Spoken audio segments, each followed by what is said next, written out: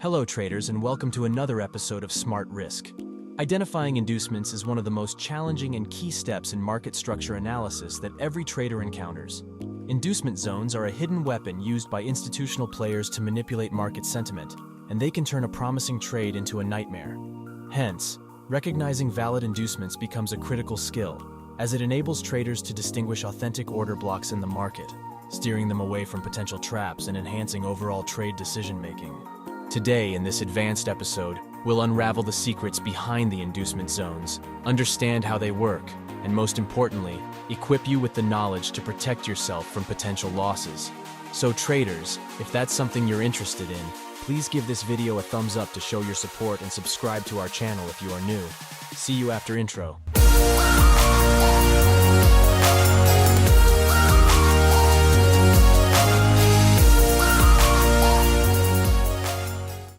Welcome back traders. So let's get started. Now let's start with the basics of price behavior in the market from the market structure perspective. Price movement comprises three primary sub-movements: impulse, corrective, and continuation.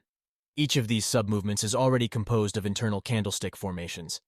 Now let's get into the details of each one. Impulse movements are characterized by strong, directional price moves in the prevailing trend. During an impulse, the price advances decisively, often forming significant bullish or bearish trends. This phase is typically fueled by strong market sentiment and a dominant force, either buyers or sellers. For example, consider a bullish series of candles as illustrated. We see that the price has formed a series of minor candlestick-based impulse and corrective movements, driving upward until it reaches a swing high. It's crucial to view these bullish internal structures as a unified bullish impulse leg. The rationale behind this is that the price hasn't taken out or effectively swept the liquidity of any previous minor and internal lows at this point. Nevertheless, considering the candlestick perspective, this internal move is identified as our impulse move. Subsequently, we have a valid pullback, as the price has broken and closed below the latest bullish candle, marking a red bearish candle known as a minor correction. Additionally, we see another impulsive move termed as the minor continuation. It's clear that price has followed similar patterns until it reaches the swing high and forms a deep correction in this example. Now let's move on to the corrective movement. Corrective movement in essence is a counter-trend or retracement phase that temporarily opposes the main price direction. Therefore, from the market structure perspective, in the bullish scenario, a corrective movement occurs when the price breaks below the internal pullback or internal low, or when the price effectively sweeps its liquidity with a candle shadow. In this case, we see a correction represented by these three red candles, indicating that the price has broken out and swept the liquidity of the previous pullback's lowest point. Subsequently, we see that the price has pushed to the upside and eventually has broken out the latest swing high. Hence, we consider that as a continuation movement. In a parallel scenario occurring in the second candle series, once again, we see that the price has created a series of minor candlestick-based impulses and corrective movements toward the upside until it entered into a temporary pause, retraced back down with these three red candles. Since the price has not broken the lowest point of any internal pullback or internal lows, or it has not swept the liquidity below them in this sequence, we cannot consider it as a valid corrective movement either. So we should consider this price action scenario as a single impulsive movement without a correction. These concepts are applicable to bearish markets as well. It's important to note that these principles can be applied across various time frames and any price action-based chart. Please make sure that you watch the video attentively until the end. In the second section of the video, we will explore various inducement types, price actions associated with inducements that you might encounter in the market. Now, let's proceed to the next topic and discuss how to identify a valid inducement in terms of candlestick patterns. We'll explore the criteria and rules that need to be considered for this analysis. But before we continue, if you're curious about how we stay updated on financial news and fundamental analysis, well, we rely on Fastbull, one of the best trading websites with various useful trading tools. This site provides one of the most accurate and detailed economic calendar, a tool we use every day before starting our technical analysis. 24/7 economic live streaming also allows us to stay informed about the latest trading world's news and fundamental analysis, So if you want to benefit from multiple trading tools that can significantly improve your trading, make sure to check the link in the description. In the bullish scenario, a candlestick-based inducement occurs when the price breaks below or effectively sweeps the liquidity of the lowest point of the bearish candle, representing the most recent valid pullback. For example, in the given illustration, we see that the price has created successive minor and internal impulse and corrective movements before entering the retracement phase and experiencing a temporary downward movement with these three red candles.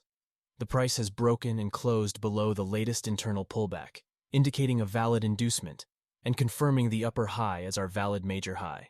Similarly, in a bearish scenario, a valid inducement occurs when the price breaks above or effectively sweeps the liquidity above the most recent internal pullback, confirming a new major low and already a new break of structure if the price breaks and closes below the newly confirmed major low.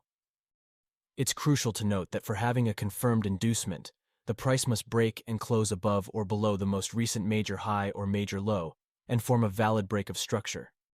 If you look at the bullish diagram, you can see that the price has broken out and closed above the latest major high, indicating valid inducements and also a valid break of structure. Here, we have identified a valid break of structure. Now, after the break of structure, where is the potential inducement area? We can see that the price created an internal pullback before it broke and closed above the recent major high. So, in this case, the lowest point of this red bearish candle becomes an inducement, and we are expecting the market to retrace back down, take out and sweep the liquidity below it, and confirm this high as the new major high. After mitigating the extreme demand zone, it should reverse and continue in its upward direction, also creating a new break of structure by breaking and closing above the most recent higher high. Before delving into the next topic, it's essential to consider some crucial points when identifying candlestick-based inducement on your price chart. To identify a valid inducement, as mentioned earlier, the price must take out the lowest point of the bearish candle, signifying the most recent valid internal pullback. This can happen either with the body closing below or with a wick that sweeps liquidity below the candle and then retraces within the range of the lowest point of the latest pullback, as illustrated in diagrams 1 and 2. In contrast, as depicted in the third diagram, the price did not succeed in surpassing the lowest point of the latest internal pullback, either with a body closing below or effectively sweeping the liquidity below it with a wick. Consequently, we cannot regard it as a valid inducement. Rather, it signifies a single impulsive movement. Now, let's understand the importance of considering inducement in our trading strategy, and why it's crucial to identify and highlight inducement areas on our price charts. To illustrate this concept, let's suppose we have bullish structures like these that simulate price movement. As you can see, the price is currently in an uptrend and has generated successive minor and internal impulse and corrective movements before entering the retracement phase, experiencing a temporary downward movement with these three red candles. It's clear that the price has taken below the latest internal pullback, indicating an inducement and confirming a major high in this example. As the selling pressure weakens and bullish momentum resumes, the price is likely to continue its primary upward direction. In continuation, we see that the price made attempts to push higher, but failed to break the recent higher high. Instead, it formed an internal high followed by a minor internal pullback to the downside with this red candle. However, with increasing bullish momentum, the price made a strong upward impulse move, breaking the previous structure resistance and creating a new swing high. As a result, now have a break of structure to the upside and a demand zone associated with the break of structure located at the extreme, which has the potential to reverse the price. However, it is important to note that there is another nearby zone that has not been mitigated yet, creating a potential source of confusion for traders in determining which zone to trade. However, there are some crucial points to consider. As we discussed earlier, the upper order block serves as an inducement zone because it's the most recent pullback created before the break of structure, and we always anticipate the price to break below it. Therefore, we should not regard that zone as a potential trading opportunity. Another critical point is that, for a valid break of structure, we must wait for the price to form an inducement. Without the emergence of an inducement, we have no valid break of structure and, consequently, no valid order block for trading. In this case, the upper order block serves as an inducement, so we must not consider it a valid demand zone, as we always expect the price to take out that zone. The extreme order block is considered valid and safe for trading only when we have a confirmed break of structure. To achieve this, we need the price to form an inducement by taking out the upper order block. Only then are we allowed to regard the extreme order block as our point of interest for entering the market by opening a long position. Now let's proceed to the real chart and integrate all the concepts we've explored in this video. We'll examine how to effectively identify valid inducements in the market. But before we continue, it's important to note a crucial step in your trading journey: backtesting your strategies. Before applying any strategy to your real account, it's recommended that you backtest it at least 100 times. To help you with this critical step, we use the TraderEdge platform for backtesting our exclusive trading strategies. If you're interested in using TraderEdge as your backtesting tool, be sure to check out the link in the description below. Here, we are looking at the Euro-Dollar 15-minute time frame. As you can see, market's overall momentum is bearish. In this scenario, the price has formed internal bearish impulses and pullbacks until it entered a temporary pause and started to push upward. We see that the price pushed upward, taking out the most recent pullback and indicating a valid inducement. With the emergence of a valid inducement, we now have a confirmed major low. Additionally, there is a valid break of structure as the price has broken out and closed below the major low, and the recent break of structure confirms this lower high as the most recent major high. Now let's identify the next potential inducement zone linked to the recent impulsive movement. As mentioned earlier, candlestick-based inducement happens when the price breaks below or effectively sweeps the liquidity of the lowest point of the bearish candle, representing the most recent valid pullback. Next, we need to locate the latest internal pullback within the impulsive movement that led to the recent break of structure. As you can see, this candle represents the latest internal pullback. Our expectation here is that the price will push higher, take out the highest point of the candle, form an inducement, and then continue with the bearish momentum. Now let's see what unfolds next. As you can see, the price pushed higher, but couldn't surpass the high of the latest internal structure, failing to form an inducement, and is now attempting to move to the downside.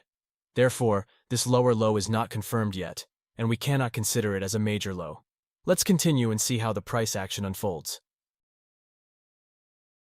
Now we see that the price has pushed to the downside, breaking out and closing below this structure.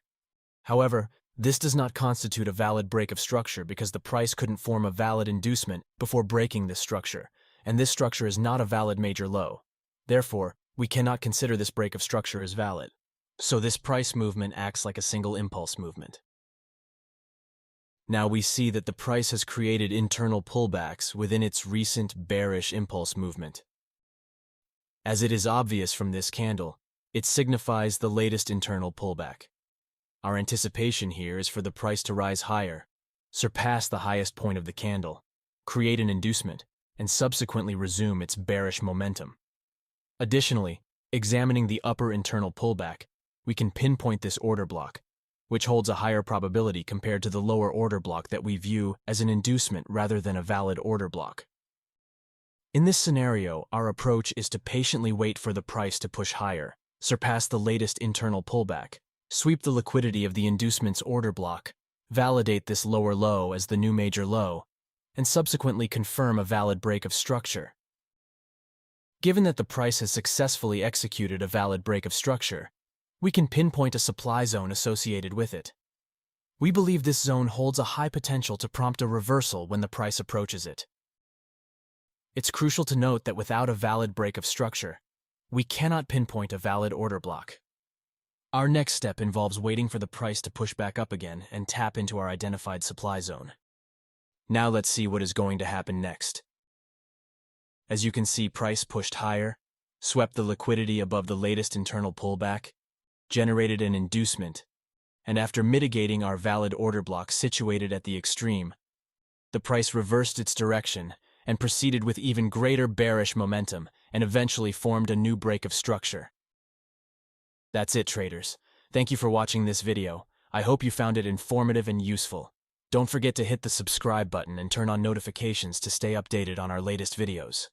We value your feedback and suggestions, so please leave your comments below and let us know what topics you'd like us to cover in our future videos. We appreciate your support and look forward to seeing you in the next episode.